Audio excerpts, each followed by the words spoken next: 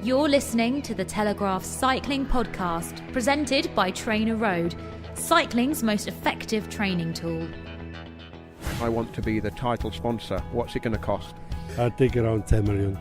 Yeah, that's a bit out of my budget. I have the impression that we are in the place where we have to be now. Greg had a really bad back all last week, so we caught up on your podcast with me giving him a back massage and him listening to you guys. Oh, that's a wonderful image. With exclusive interviews and the best analysis on two wheels, this is the Telegraph Cycling Podcast. Hello, my name is Richard Moore and welcome to the second and concluding part of the discussion between Jeroen Swart and Ross Tucker, the two South African sports scientists in Cape Town, hosted by Lionel Burney for the Telegraph Cycling Podcast.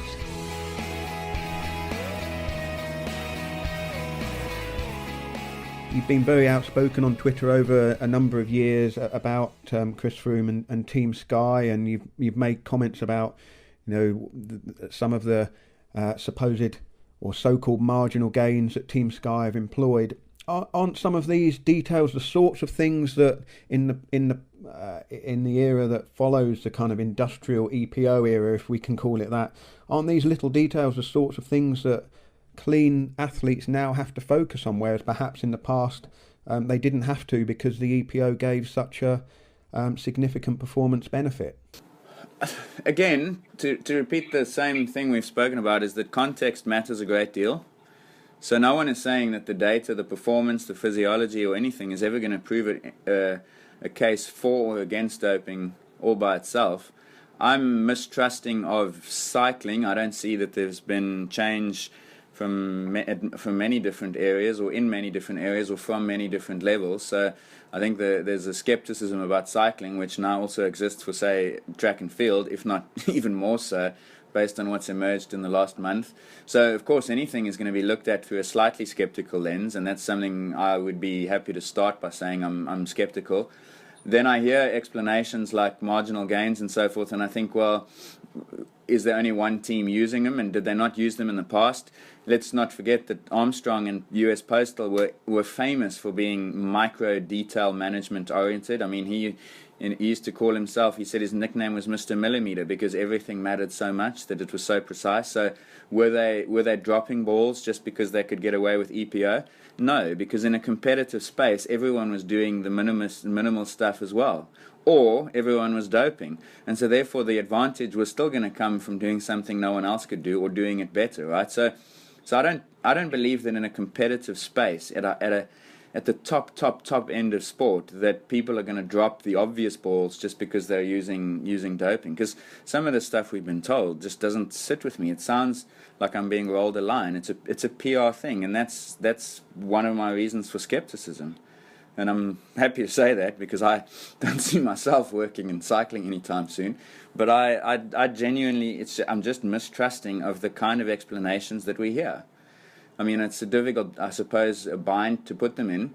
I've worked with certain high-performance teams, and everyone buys into this idea of marginal gains. I travelled for 4 years on the World 7 Series, and I can assure you that we thought we were super innovative until we learned what every single other country was doing, and it was the same stuff. So I'm honestly not a believer that there's a gain when everyone is doing it. You can improve within yourself, but in a competitive space, when it's truly competitive, I'm not a big fan of those explanations.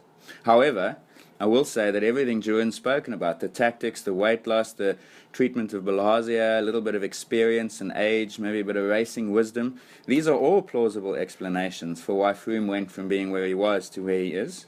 And that's why no one is saying this proves that Froome definitely doped. It's just a series in an ongoing conversation that consists of questions that have to be asked.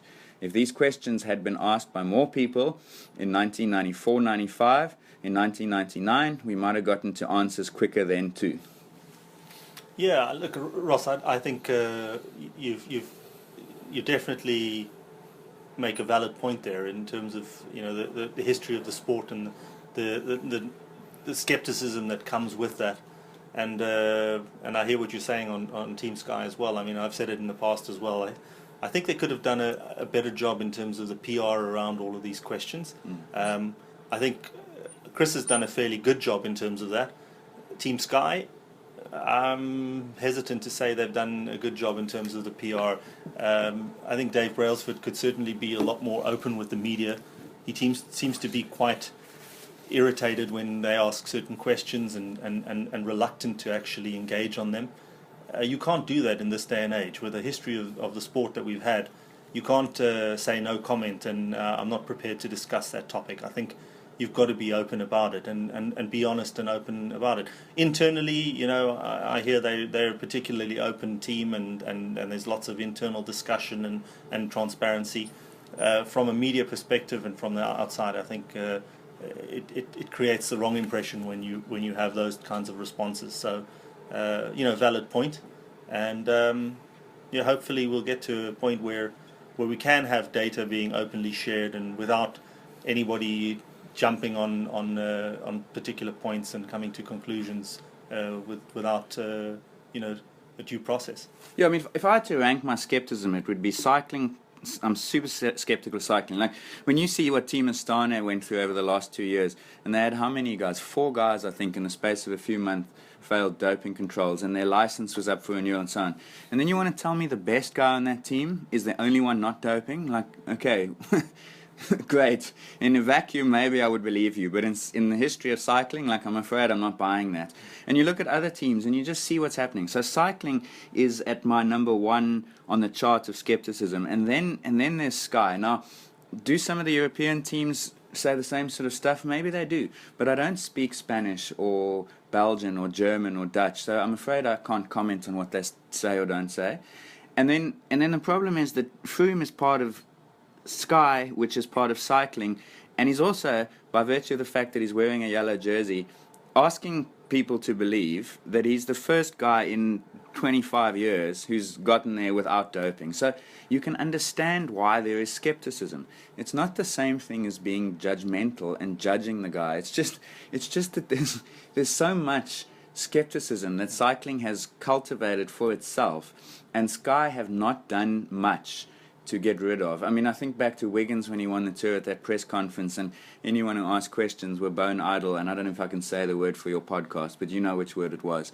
And the aggression that comes out, and maybe Chris Froome's been good, but Mrs. Froome, Michelle Cowan/Froome, has not been. And when you start attacking people who ask questions, they say, oh, we've seen this before, and again, where? Because of Lance Armstrong. So you're back at the same situation where they have created a comparison to Lance Armstrong.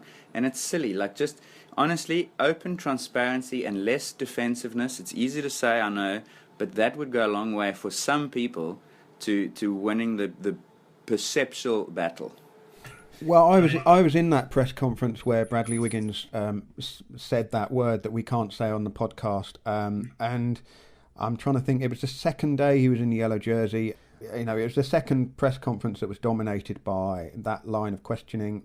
He certainly snapped. But I mean, if you were a clean athlete, I'm not coming down on one side or the other. But how would you, as a human being, react in those circumstances? I think I'd feel pretty aggrieved if the whole baggage of the history of the sport does seem to rest on the shoulders of the yellow jersey, particularly when that yellow jersey has got a Sky logo on the front. But when you talk about the perception of an entire sport, and I worked through and watched this whole era. 1999 was the first Tour de France that I spent any time working on as a journalist, and I was as green as the grass, as they would say over in Ireland at that time. And I went on a learning curve that took a number of years. There was at times a real sense of sort of demoralisation that everywhere you sort of went, you just found doping existing in every team, and just from having been around long enough, I feel like there is a different atmosphere around not just Sky but almost all of the teams. There is a greater level of openness. There aren't so many sort of averted gazes. There isn't the same atmosphere around at the Tour de France that I can remember in 2006, 7, 8 when the doping scandals seemed to come on a weekly basis. But just on sort of judging what we see, I mean, Ross, if I showed you a picture of a Test rugby team from, I don't know, 1989 and a Test rugby team from the recent World Cup, and the different size of the human beings that are playing the sport now, I mean, it's like night and day. I could easily, and if there was any appetite for it in the mainstream media, we could easily draw the conclusion that the size of the rugby players has been created by performance-enhancing, big bulk-up drugs. I mean, it looks like a sport that's gone through as dirty an era as professional cycling has, to me, as a lay sports fan in that case. Yeah, and there is an appetite for that discussion, and that discussion was had quite widely in the media at the time of the Rugby World Cup. A number of papers carried things saying how dirty the sport is. Paul Kimmage, who's a name well known to cycling fans, has written articles and has interviewed and covered accusations of doping that date back to the 1980s in the French rugby team. He had a whistleblower who played on that team and said they were all on amphetamines before they played against the All Blacks. So there is without question a problem, and that's a question that has to be asked, and it is being asked, but it's not necessarily one that should replace the questions asked of cycling. It should be additive. Absolutely not. But the thing is that as soon as a rider crosses the line in a Tour de France mountain stage, this is the only question from a large number of people, isn't it? Yeah, but why is that? I would argue that's because people want to believe.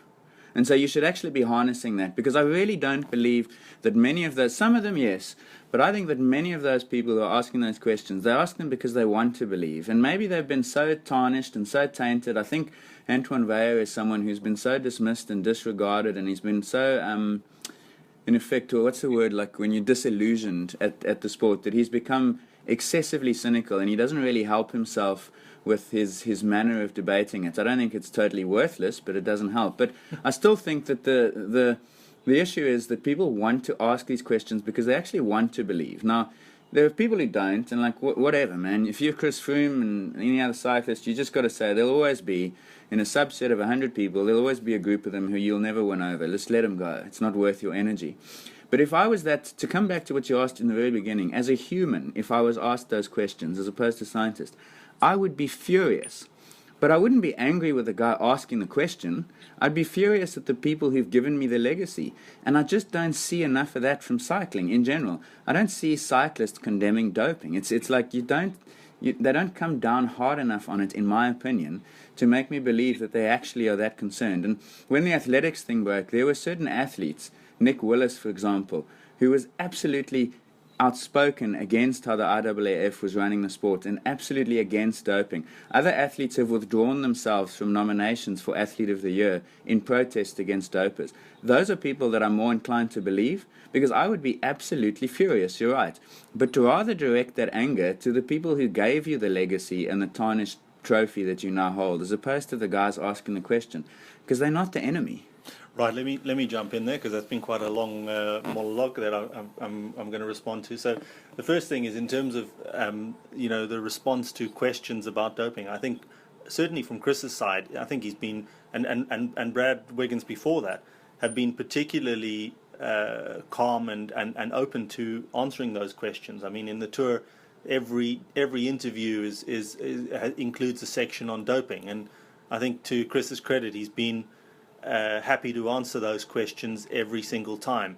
I think we saw a very different type of response in the Armstrong era, where those questions were dismissed and attacked, and I think that's a clear difference. And I think in terms of, we look at the teams, yes, Sky could, as I said, they could do better with certain questions and the way they handle certain things. But I think the big difference between that and for instance, Postal Service, is we haven't had Neil Swart, Emma O'Reilly, Betsy Andreo, and a whole host of other people who've seen and heard things and witnessed testimony to shenanigans happening behind the scenes. There's been absolutely nothing about Sky. And in fact, the biggest critic, or second biggest, depending on whether you think Kimmage or David Walsh was the biggest critic, but certainly one of the biggest critics of Armstrong in the heyday of doping, was embedded with Team Sky and has come back saying he can't see any evidence of any doping. And some people say, oh, well, that's because David Walsh has been paid off. That's a particularly skeptical way to look at it. The guy made a huge, decade-long effort to expose doping in the sport. And, would he really now nullify all of that by taking some bribe from a team to testify that they're actually clean and innocent. I mean, that's really taking cynicism to the extreme. And just to comment on Michelle, and yes, she is particularly emotional. I mean, she's Chris's manager, she's Chris's wife, so at some point I would also probably get emotional in that state and lash out. Maybe it's not the best way to do things, and maybe it gives the skeptics more ammunition, but it's understandable. So, from my side, I'm skeptical about cycling because of the history, but I'm also optimistic in terms of a lot of the stuff that I've seen.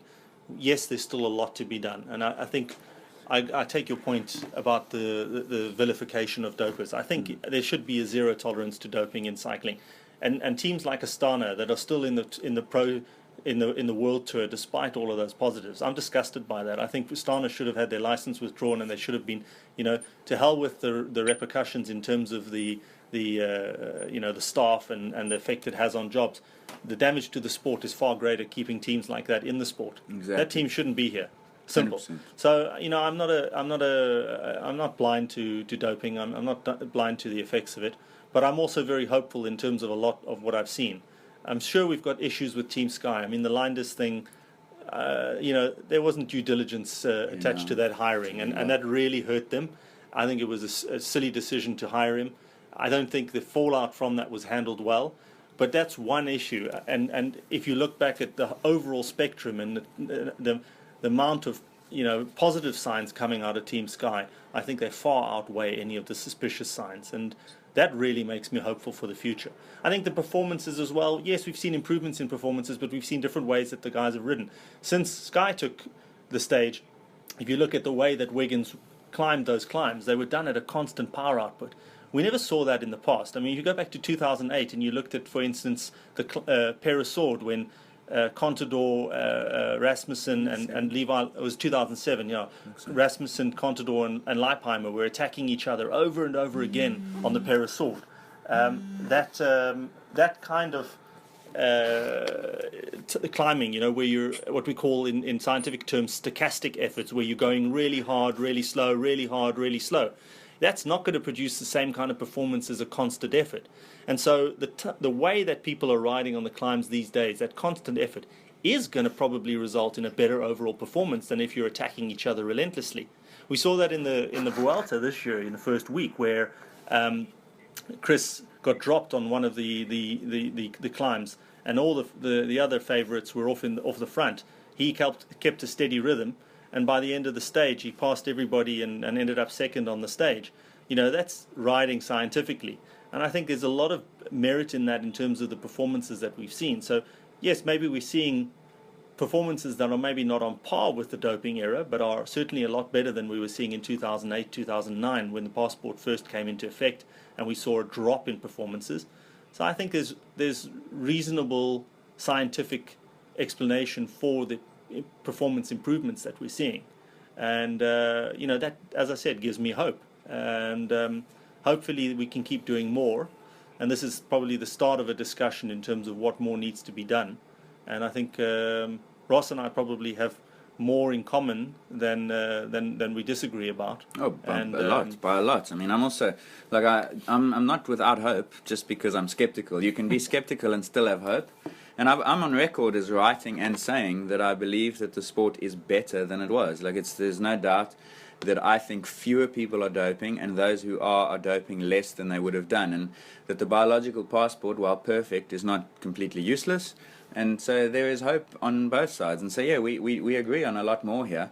I just, from a strategic point of view, I don't think that doping from the sport, as I said, number one on my list, and from Sky has been handled particularly well. And Froome, if he's an unfortunate victim or part of that, it doesn't matter. The questions are still there. And for the next hour, we'll be moving on to athletics, where we've had a few issues.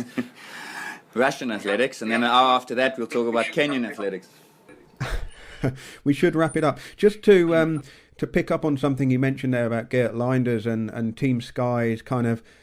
It's interesting you've mentioned a couple of times, Ross, the PR aspect to this. And I mean, that was not a smart signing, and I think you're right to say they didn't do their due diligence on recruiting Dr. Linders, given that he was the Rabobank team doctor in the years when Rabobank had a lot of doping problems. Michael Rasmussen famously ejected from the Tour de France whilst wearing the yellow jersey at Rabobank.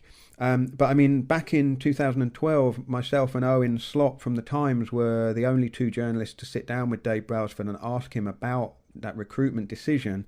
And I suppose it boils down to whether or not you believe that Sky would have hired Dr. Linders, or indeed any of the other sports directors that have had brushes with doping in the past, whether they've been hired for their doping expertise, or whether actually the team was capable of running a clean program with individuals who may have had a murky past. And I suppose Sky have been sort of hoisted by their own petard in the sense that they set out with this zero tolerance policy, which, when you think back to the origins of the team in 2009, looked like a wildly optimistic and impractical stance to have taken.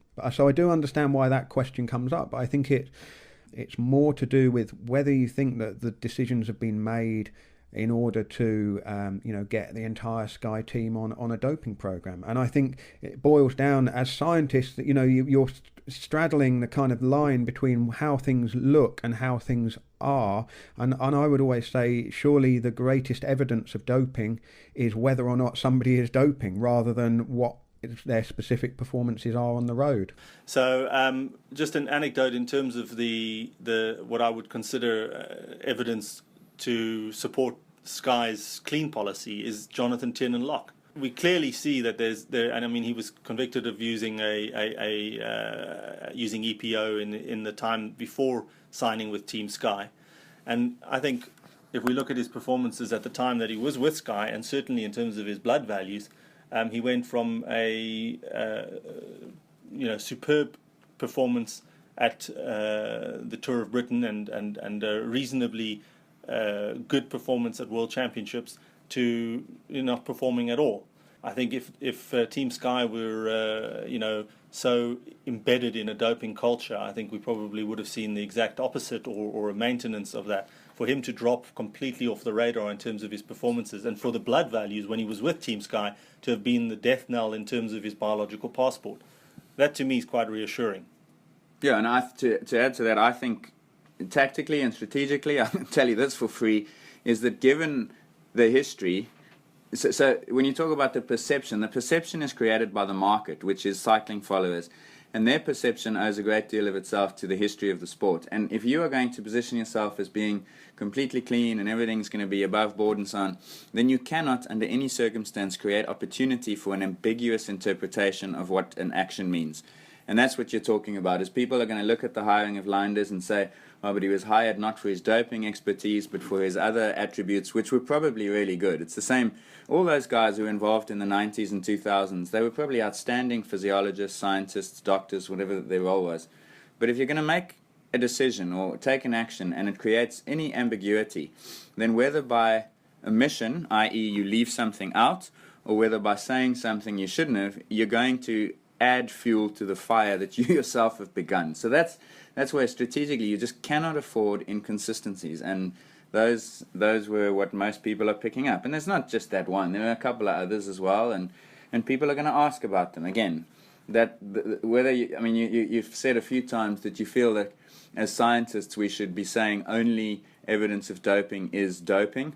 Well, history disagrees, unfortunately, and doping control evolved from the 1980s and 90s, where it was very much smoking gun. We're going to test your urine, and if we find the drug, then you will be banned, and it's going to be really simple. Well, afraid not. We've what's the line from Wizard of Oz? We're not in Kansas anymore, right?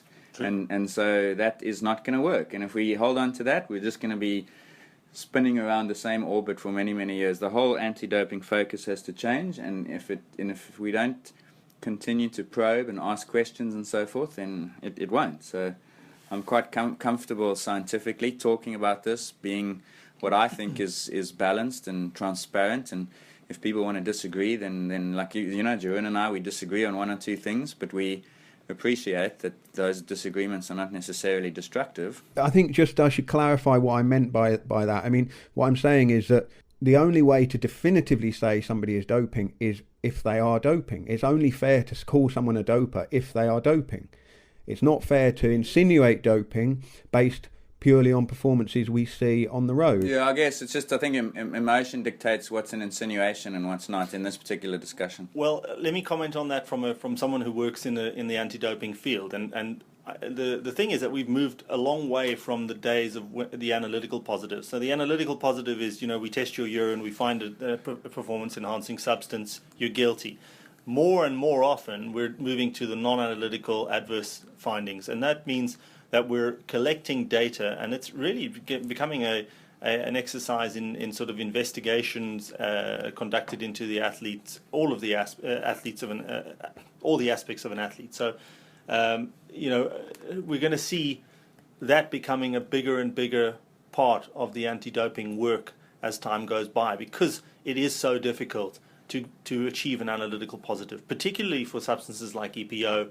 There's still no assay out for growth hormone. We've been waiting for that for ages.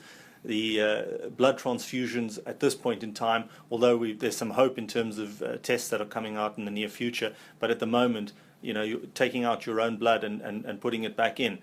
There's no analytical test for that. The biological passport helps us to spot athletes that are doing things improperly, and we collect other data around that. And the performance aspect is one variable that can be included in that.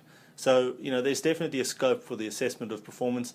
Putting all of that together with the biological passport, we look at everything from, the athlete's entourage and various other components in producing a case against an athlete these days.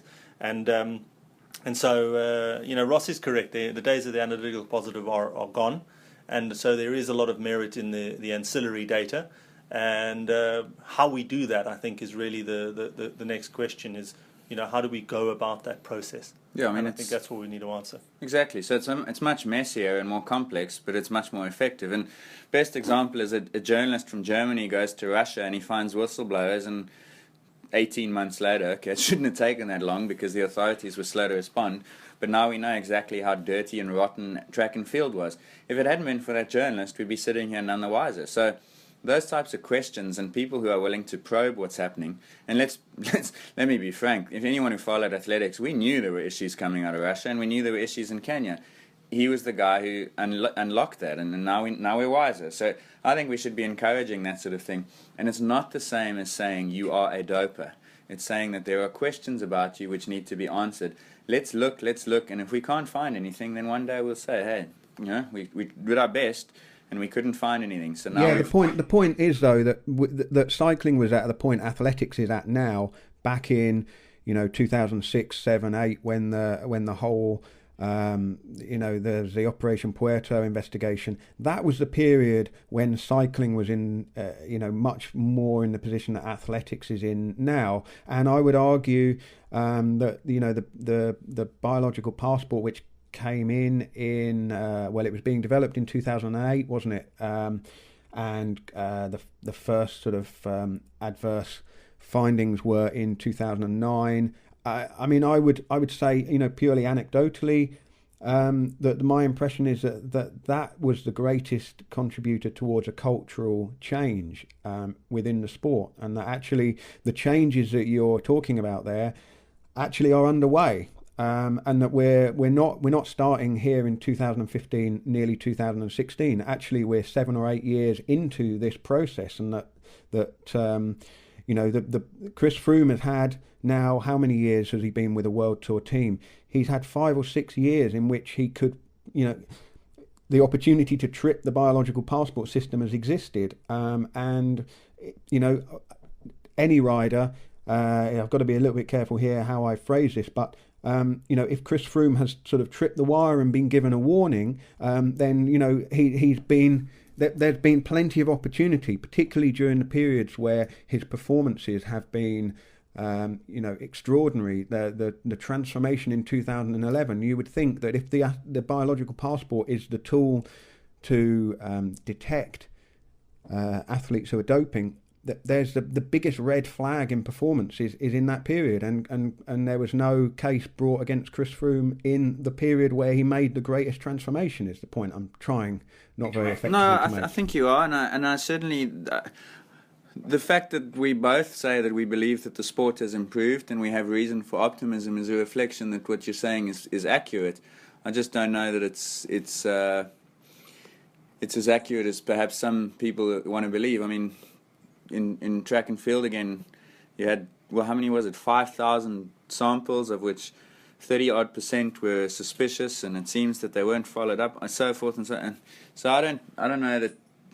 I mean, the journalist from the BBC went on blood doped in an EPO use himself, and he managed to get it. And that's just a journalist who wanted to figure it out to write a story about it. So a professional athlete who wants to beat the passport can do it. It's the test. It's not an abject failure, but it's not the sort of silver bullet that's going to change everything. It's part of the culture shift, but it's not. Yeah, it's not turned it on its head. The biological passport has definitely put a ceiling on the extent that athletes can dope. So it's cleaned the sport up tremendously, and we see that. Ross was talking earlier on about the Zorzoli data. Before the EPO test came out, everybody had these really, really sky high reticulocyte counts. The EPO test came out. They had really, really low reticulocyte counts. The biological passport came out, and now we're seeing very few abnormal reticulocyte counts. So it's put in, in the past, the UCI put an upper limit of 50 on the hematocrit. That, it put a ceiling on the amount of EPO that athletes could use. The biological passport has taken that to another level. So, and that, I think, is the most important factor. It's possible for a clean athlete to win now. In 1999 through to 2007, there was probably zero or very close to zero chance that you could win as a clean athlete. I'm talking about at the level of the Tour de France and international races. I think it's very possible now that as a clean athlete you can win, and that, I think, is the key difference. Is that the possibility of being caught as a doper is so much higher now. We're never going to eradicate doping. There's always going to be an individual who's going to want to cheat to try and achieve success. The risk-reward ratio comes into that. The risk has got ever greater, and even this year, the increase from 2 to 4 year bans for using EPO or anabolic steroids, and the possibility of having those extended, increases the risk ever more. And so we can control doping. We'll never get rid of it. It's going to be a continuous battle. But I think at this point in time, the sport is cleaner than it's ever been. And I think that's really what you were pointing to, Lionel, and that we've come a long way. We still have to do more, and we've still got to continue the process to make sure that clean athletes have the best possible chance of competing and winning. And that means we've got to be continually moving forward in terms of the steps that we take to eradicate doping. The biological passport has been a phenomenal success, but we've got to actually still develop more and more effective tools as time goes by. Yeah, I mean, I think we all agree that there's fewer cyclists doping less. That in fewer people, and those who are can get away with less. But is that enough? Well, no, because we can make fewer even fewer than that, and we can make less even lower than it is now. So that's, I don't think we're disagreeing necessarily, but if we stopped probing and stopped questioning things based on pattern recognition, which is kind of important, without necessarily accusing, then we would be going backwards again, I feel, because the drive to win, the reward that Jeroen spoke about, is higher than it's ever been too. So if you relax one side of that equation, then the other side will overwhelm it. I think also an important thing is and what you brought up now is accusing. I think there are individuals that are accusing Chris of cheating. They're vocal individuals who use the performances as justification and proof that he's cheating. And I think that's irresponsible. And I think you'd agree with me, Ross, that that's irresponsible to come out with and Weyer is a classic example, and there are a few others as well. Mm. And so, that creates the backlash, that you're talking about in terms of having an emotional response to that. Because if I was a clean athlete and being accused of cheating, certainly my blood would boil, and I would want to lash out. But then if an athlete lashes out, and then you say, well, look, it's the same thing, it makes it worse for them. So, it's a lose-lose situation in that scenario. And I think we've got to be responsible and move away from looking at performances and saying that's evidence of doping. That's definitely irresponsible. And I think in this hour plus discussion, we've given quite a lot of merit to understanding the performances. But at the same time, we've got to continue to strive for a cleaner and cleaner sport as time goes by. For me, like, you've got these two parties at opposite extremes, and the one we can call cheerleaders or fans or whatever it is, who I think are hopelessly naive, and they want to believe it was the same for Pistorius, it was the same for Lance Armstrong, except most of them are on the other side of the Atlantic. And on the other side, you've got this group of outrageous cynics and so on, and everyone's pulling in opposite directions. And so both of them are probably contributing a positive aspect to it, because if one of those groups didn't exist, the whole thing would be unbalanced. But the real balance exists in the middle. And the one interesting hypothetical I was thinking of earlier on is, imagine social media and Twitter had been around from 1998, 99 when Lance started winning it. The whole tenor of that conversation would have been quite interesting to sort of just imagine as a thought experiment. Where would it be? So social media has created these extremist opinions, and the responsible thing is to try and discern which of them needs to be taken into account and which of them should be dismissed, and find somewhere in the middle there will be an approach to this. And that's really all anyone is calling for. Now, if I was a cyclist, I would not waste my energy on people who I felt were super far extreme, but I would understand that there are things that I can do that might convince 10%, 50%, 90% of them that are more believable than what they've seen in the past that made them extremist. And that's what I'd be doing strategically and tactically, and science is part of, not all of that. I think Jeroen has made the point that with our hour-plus long discussion, I think we may have to wrap it up there, if that's okay with you guys, unless you've got any last words you particularly feel that you've not said so far. Gee, I think we've covered pretty much everything in terms of the spectrum. So I think the key thing is to say watch the space, and let's see where it develops from here. Yeah, I agree. The whole scientific process is you come up with a hypothesis, then you do everything you can to disprove it, right? So let's see what doing everything involves. But you can't stop questioning, because then you're not doing everything. The Telegraph Cycling Podcast, brought to you by Trainer Road, cycling's most effective training tool. Pair your power meter with over 800 workouts and 80 training plans to make you a faster cyclist. Visit trainerroad.com/TCP to try Trainer Road risk-free for 30 days. To paraphrase Ross Tucker at the end there, science has some but not all of the answers, which seemed like an appropriate place to stop or pause the discussion between Ross and Jeroen Swart. Hope you enjoyed eavesdropping on their chat, and we'd like to say a big thank you to them both for allowing us to listen in.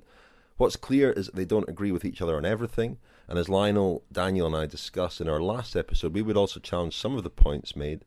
We are coming from a different place after all, being reporters rather than scientists. But I hope you'll agree that this kind of discussion, debate in this kind of forum can be quite constructive. I'm sure we will do it again at some point, hopefully with Jeroen and Ross involved again. Of course, it's an ongoing discussion, and we'll be talking about this subject forever, including in our forthcoming Friends Special, our first of 2016, Inside the Lab with Chris Froome. But we will be moving on to other topics as well. Our second Friends Special in February will look back at the demise of the HTC High Road team with exclusive new interviews with some of the key people, including Bob Stapleton, Rolf Aldag, Brian Holm, Bernard Eisel, Mark Cavendish, many of whom will of course be reunited in 2016 at Team Dimension Data. This, I promise, will be a fascinating episode, and we like to think it alone will be worth the year's subscription. You can become a friend of the podcast. It's £10 for 2016, and that will give you 11 exclusive Friends specials. And finally, they will be available on your mobile device. Apologies for the delay with that, but finally that is up and running. See www.thecyclingpodcast.com for details. In the next week or so, we will release a final regular podcast of 2015, an end-of-year special with some of our regular contributors, including Ned Bolting, Rob Hatch, Orla Shinoui, and the legend that is Ciro Scognamiglio. Thank you very much for listening. Thanks for your support, and have a very Merry Christmas. You've been listening to the Telegraph Cycling Podcast. Thank you to Glass Pair for the music in this episode. For more information and to download more editions of the show, visit thecyclingpodcast.com.